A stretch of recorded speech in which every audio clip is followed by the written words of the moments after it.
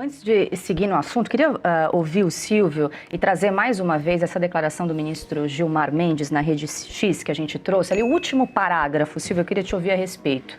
Ali, ó, por isso, ao julgar a DPF das favelas, o Supremo Tribunal Federal foi além.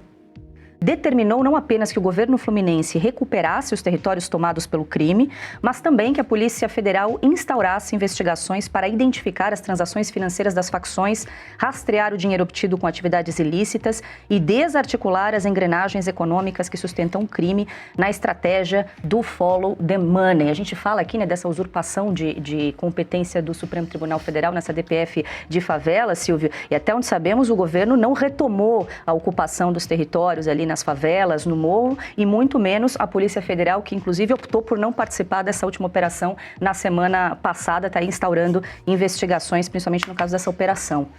A fala do ministro Gilmar Mendes quase escapou aqui, do senador Gilmar Mendes ou do deputado Gilmar Mendes, porque age politicamente, né? Ele manifesta como se fosse um político. A fala dele é na defensiva. Quando o decano da corte e aquele que sabidamente dá as cartas dentro da corte precisa vir a público, é porque a coisa não vai bem. Vamos falar o português claro. É porque a sociedade sabe que o Supremo Tribunal Federal está do lado errado. Essa ADPF, como já foi colocada aqui, o Augusto acabou de mencionar mais uma vez, ela prejudica o trabalho da polícia.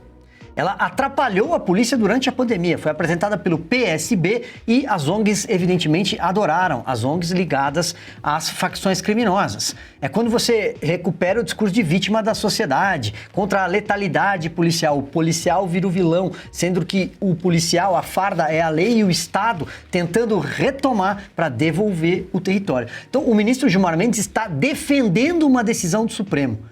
Esse é o primeiro ponto. Age politicamente. Juntaria a ele a figura também do Alexandre de Moraes, a imagem no Rio de Janeiro. O que é que Alexandre de Moraes tinha que fazer no Rio de Janeiro? Ele não é delegado, ele não é promotor público, ele não é mais representante do Ministério Público há muito tempo. Aliás, sequer deveria ser o relator da DPF.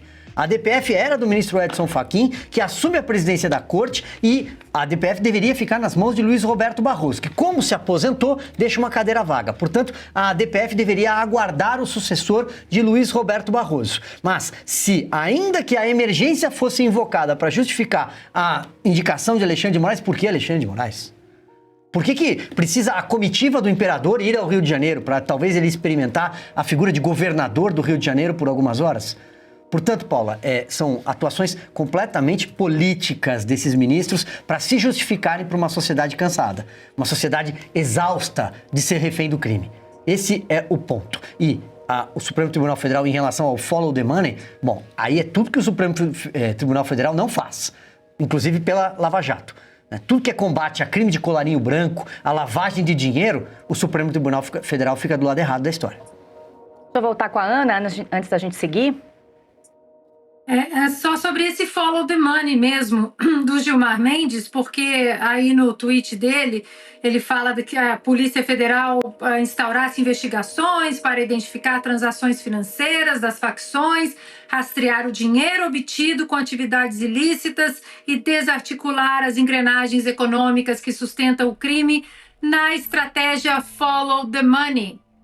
Bastava, e o capitão do BOPE, o Rodrigo Pimentel, disse isso aqui numa entrevista pra gente, bastava o governo federal atender aos americanos e colocar essas facções na lista de terroristas, que o follow the money funcionaria de uma maneira muito mais rápida. Esse foi o ponto que o Pimentel trouxe aqui pra gente. Eu perguntei pra ele qual seria a diferença. Ele falou: tudo seria mais rápido, desarticular as artérias financeiras das facções criminosas, se elas estão na lista de grupos terroristas, tudo seria infinitamente mais rápido. Portanto, se o ministro está realmente preocupado em desarticular, seguindo a estratégia do follow the money, então, ministro, faça pressão para que o presidente Lula coloque essas facções na lista de grupos terroristas dos americanos. Se você chegou até aqui, muito obrigado por assistir. Se ainda não é inscrito, dá aquela força, se inscreve no canal, deixa seu like e compartilha com quem vai curtir esse conteúdo. Isso ajuda demais o canal a crescer. Até a próxima!